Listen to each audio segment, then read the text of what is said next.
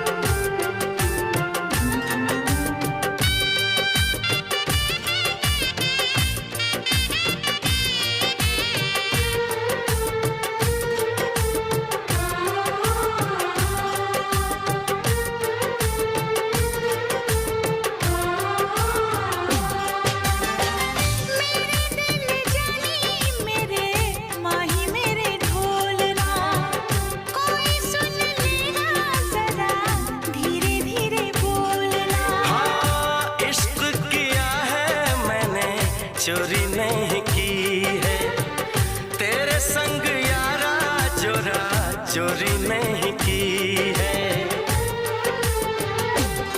चैन ले लिया मैंने बेकरार करके, बेकरार करके, बेकरार करके दिल लगा लिया मैंने तुमसे प्यार करके, तुमसे प्यार करके, तुमसे प्यार करके।